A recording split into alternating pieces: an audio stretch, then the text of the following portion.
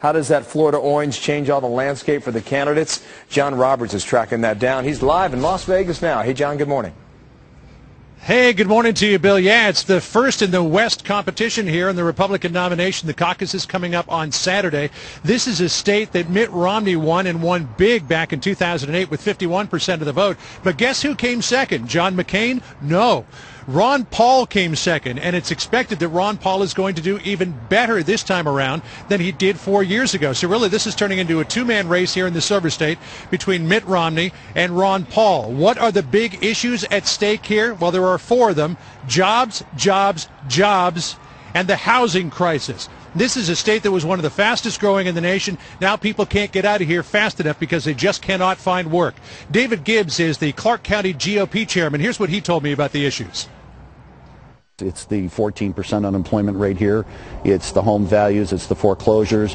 It's the lack of progress on jobs nationwide. It's the lack of progress of getting the spending under control. It's the increase in regulation that keeps stifling businesses.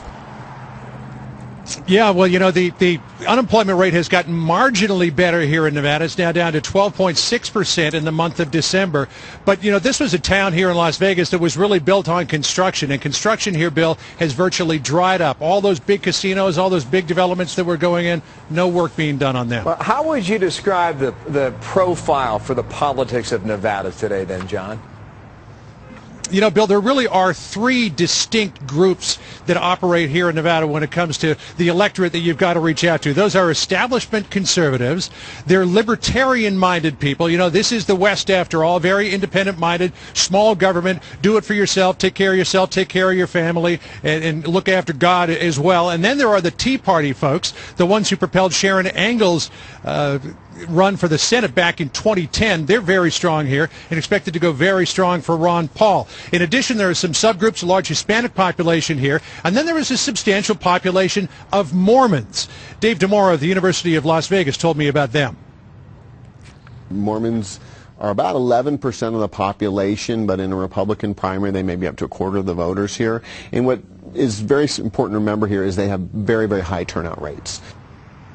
Yeah, turnout rates of 70 to 75%, which DeMora says is pretty much unheard of in any primary contest. Romney captured the bulk of them in 2008, but Ron Paul really making a play for them this year, Bill.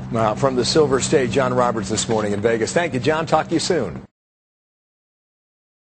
But low turnout caucuses are volatile, and there could be some surprises here. You saw last night Ron Paul speaking before a turbocharged crowd in Henderson, Nevada. He didn't look like he'd just gotten 7% of the vote in Florida and was getting ready to strike his tent. He was revved up and ready to go, and we're likely to see some surprises in these caucuses.